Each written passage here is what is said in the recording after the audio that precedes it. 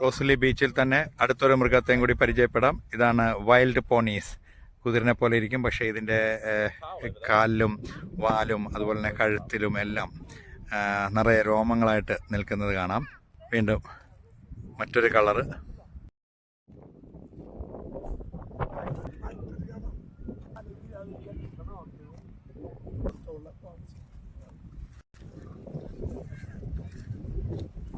ഇങ്ങനെ ഈ സ്ഥലത്ത് ഒത്തിരി വൈൽഡ് പോണീസ് ഉണ്ട്, അതുപോലെ തന്നെ കുറേ കുഞ്ഞുങ്ങളുണ്ട്.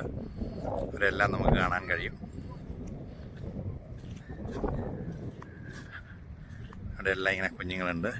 ഞാൻ ഒരെണ്ണത്തിൻ്റെ അടുത്തേക്ക് ഇങ്ങനെ പോവാണ്.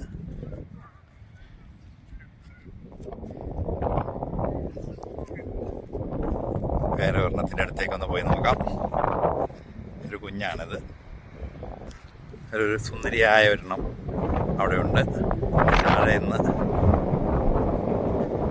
വേറൊരു വലുതും വരുന്നുണ്ട്.